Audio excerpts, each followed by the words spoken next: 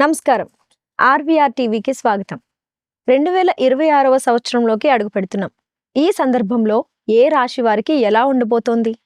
ఈ కొత్త సంవత్సరం ఉగాది పరాభవనామ సంవత్సరంలోకి అడుగుపెట్టబోతున్నాం. మరి ఈ రోజు మన స్టూడియోలో మనతో పాటుగా జ్యోతిష్య పండితులు బ్రహ్మశ్రీ డాక్టర్ సివిబి సుబ్రహ్మణ్యం గారు ఉన్నారు. ఆయన్ని అడిగి అనేక విషయాలను తెలుసుకునే ప్రయత్నం చేద్దాం. నమస్కారం గురువుగారు. నమస్కారం. మరి ఈ సంవత్సరం కన్య రాశి వారికి ఎలా ఉండబోతుందో తెలుసుకుందాం. కన్యా రాశి వారికి మొత్తం మీద చూసినట్లయితే వృత్తి స్థానంలో గౌరవం పెరుగుతుంది. ఆ గౌరవం పెరగడంతో పాటు దానికి శ్రమ కూడా పెరుగుతుంది. మనం జాగ్రత్తగా గమనిస్తే లోకంలో ఎక్కడైనా సరే ఎక్కువ శ్రమ పడిపోయిన వ్యక్తికే చుట్టూ ఉండే వ్యక్తుల నుంచి గుర్తింపు లభిస్తుంది. అలా ఎక్కువ శ్రమ పడ్డాడనే వాడిని గౌరవిస్తుంటాం. శ్రమ లేకుండా ఎవరికైనా బాగా డబ్బు వచ్చి పడింది అనుకోండి, ఎవరు గౌరవిస్తారు? గౌరవించరు. కాబట్టి మనకు శ్రమతో కూడినటువంటి గౌరవానికి ఇది చాలా ఉత్తమమైన సమయం. దాంతోపాటు వ్యయంలో కేతు ఉన్నాడండి. దీంతో కొన్ని చిక్కులు ఉన్నాయి. ఏంటంటే అతి సామాన్యంగా ఆధ్యాత్మిక చింతన ఉన్న వాళ్ళకి ఇబ్బంది లేదు, కానీ తక్కిన వాళ్ళకి ఈ వ్యయంలో కేతు ఉన్నప్పుడు చేతిలో ఉన్న చివరి పైస వరకు ఖర్చు పెడితే తప్ప తోచదు. దాంతో ఇబ్బందుల్లో పడుతుంటారు. దాని నుంచి మనం అధిగమించుకోవడానికి సుమంతో శ్రీ కార్తవీర్యార్జునాయన మహా అనే మంత్ర జపం చేసుకోవడం మంచిది. అలాగనే శని సప్తమంలో ఉండి నవమ స్థానాన్ని చూస్తున్నాడు. అందుకని తల్లిదండ్రుల విషయంలో ఆరోగ్య విషయంలో జాగ్రత్తలు తీసుకోవాలి.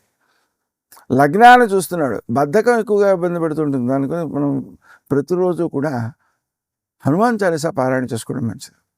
అయితే కామకోటి వారు ఒకసారి చెప్పారు, హనుమాన్ చాలీసా మొత్తం పారాయణ చేయడానికి సమయం సరిపోవట్లేదు అనుకుంటే బుద్ధిర్బలం యశో ధైర్యం నిర్భయత్వం అరోగిత అజాడ్యం వాక్పటుత్వం చ హనుమన్ మమ దేహిభో అని చెప్పి ఆయన ఒక్కసారి స్మరిస్తే కొద్దిసేపు 2-3 సార్లు స్మరించినా కూడా మనకు సరి అయిన బుద్ధి కుశలత, ఆరోగ్యము, చుట్టూ ఉండే వ్యక్తులతో అనుకూలత అన్నిటినీ ఆయన సమకూర్చి పెడతాడు అని చెప్పారు. కాబట్టి మనం అలా చేయడం మంచిది.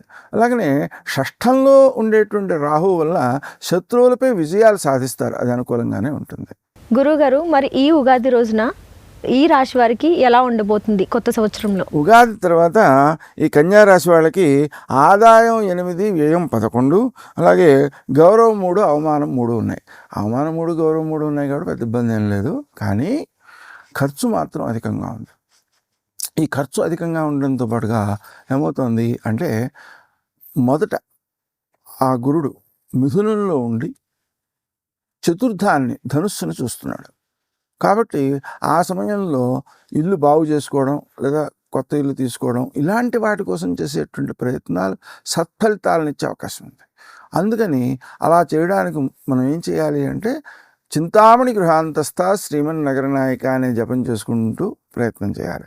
అప్పుడు ఏమవుతుంది, మనం చేసే అధిక వ్యయం కూడా వ్యర్థం కాకుండా సద్వినియోగం అవుతుంది. అందుకని అది శ్రేష్టమైనటువంటి పని. ఇక లాభస్థానంలో ఉండేటువంటి సమయంలో అది మంచి ఫలితాన్ని ఇస్తాడు గురుడు. ఎందుకంటే ఇది ఉచ్చు కూడా కదా.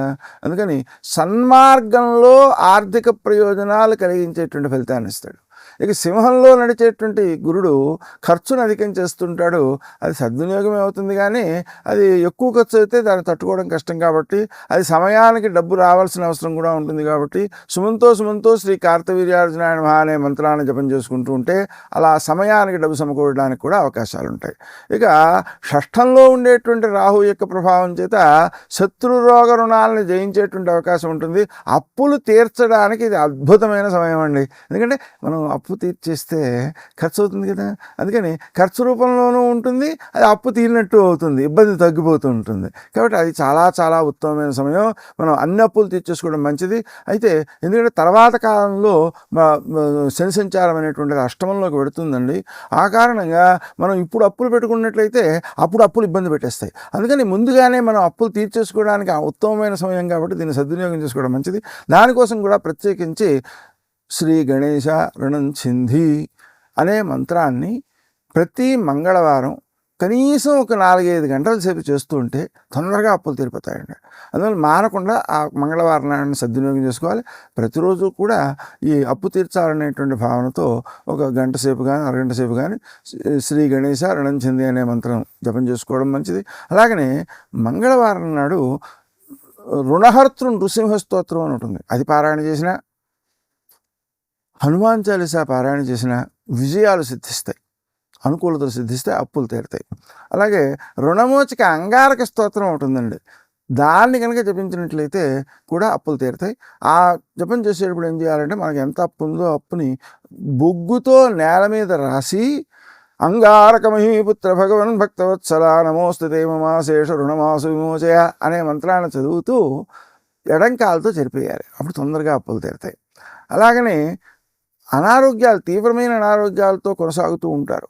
అటువంటి వాళ్ళకి ఆరోగ్యం కలగడం కోసం కూడా అంగారక స్తోత్రం ఒకటి ఉంది. అదేంటంటే అంగారక మహీపుత్ర భగవన్ భక్తవత్సల నమోస్తుతే మమాశేష వ్రణమాసు విమోచయ. వ్రణం అంటే అర్థం ఏంటి? కురుపని మామూలుగా అర్థం. కానీ శరీరంలో ఏ కణాలైతే వ్యర్థంగా ఉన్నాయో, ఇబ్బంది పెట్టేవిగా ఉన్నాయో అవి తొలగిపోవాలి. అవే వ్రణంగా లెక్క. అవి ఎక్కువ పెరిగి ఒక చోట గుమికూడినట్లయితే అది ఒక కురుపులా తయారవుతుంది. విడివిడిగా ఉన్నట్లయితే విడివిడిగా బాధిస్తుంటాయి. అందువలన మనకి ఏ శరీరంలో అవయవాల్లో అవసరం లేని కణాలు ఉన్నాయో వాటినన్నిటినీ తొలగించేటువంటి శక్తి ఈ వ్రణమాసు విమోచయ అనేటువంటి అంగారక స్తోత్రం, వ్రణమోచక అంగారక స్తోత్రానికి ఉంది. అనారోగ్యాలు తగ్గించుకునేటువంటి అవకాశం దానివల్ల ఏర్పడుతుంది. మరిన్ని ఇలాంటి ఆధ్యాత్మిక విషయాల కోసం ఇలాంటి కంటెంట్ కోసం చూస్తున్నానండి మా ఆర్వీఆర్ టీవీని సబ్స్క్రైబ్ చేసుకోండి.